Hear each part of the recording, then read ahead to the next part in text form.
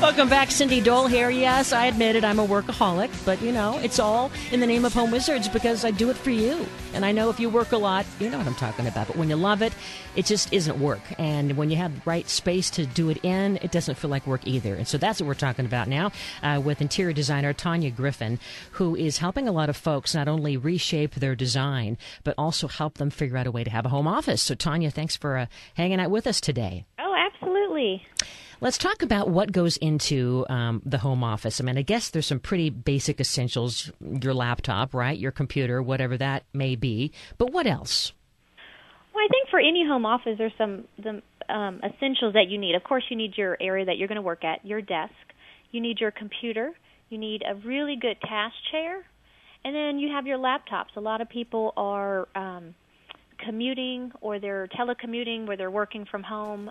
They don't really have a remote office to go to, so they're signing in through the laptops or computers because it's mobile. But they don't realize working at those different areas, you still need to work properly so you don't get those typical work-related injuries as if you were going into a 9-to-5 office. Mm-hmm. Mm-hmm. I mean, I think everyone's so aware now of, you know that when you're using your mouse, if people are even using the mouse, because I think with a laptop you don't have to as much, but some people prefer the mouse, that can hurt your hands and your wrists, right? Yeah. But there's more to it than that. There's just the sense of whether are you hunched over, where's your chin and your eyesight, and I've learned all that because, like I said, I've had carpal tunnel several times, and it's so painful to get. It is, and it's the little things that people don't think about.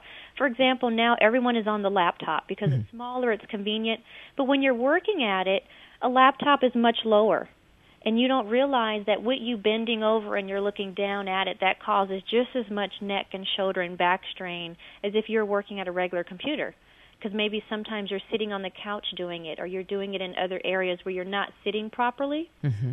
And that's why now people don't know, but they have laptop arms. They have laptop supports that raise it up so it's more at eye level so that you're working in a more ergonomic fashion. Now, what is a laptop arm? What does it look like?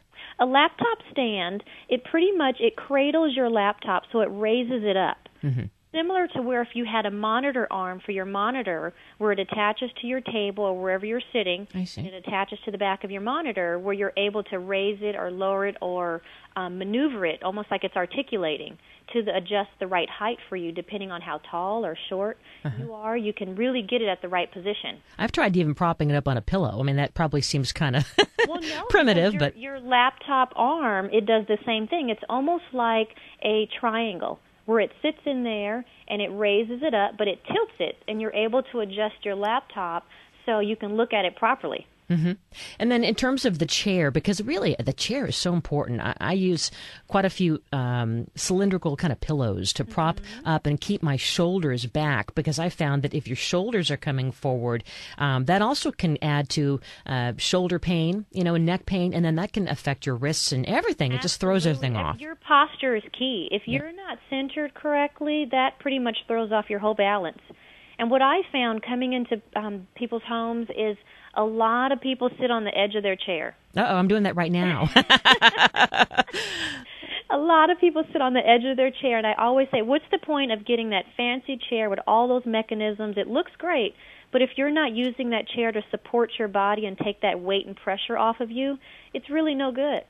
Mm-hmm. So the key is to sit all the way back in your seat, use your back support as total support for your body, so it takes a lot of that pressure off of your lower back and your hips and your shoulders. So you let the chair do the work versus you sitting on the edge where then, it's kind of an ab workout, but ultimately it causes more pain than it does good. Mm-hmm. And you have a great diagram on this blog that you're now doing about home offices. It's officesuites.wordpress.com. Is that right? Yes. Mm-hmm. Yeah, I love that. I just started it, so I'm putting everything on there, Office Suites, because it's all the cool stuff, neat stuff, and all the treats for the office.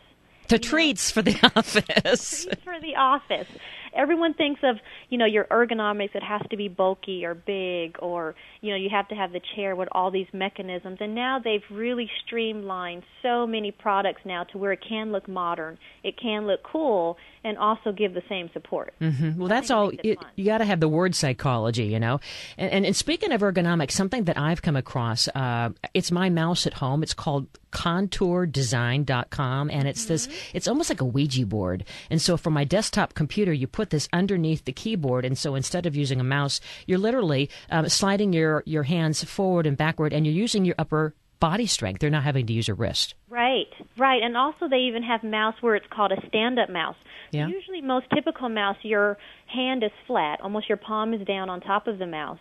But actually that twists your arm. Yeah. So now they have mouse where it's called a stand-up. So it's really almost like your thumb is straight up.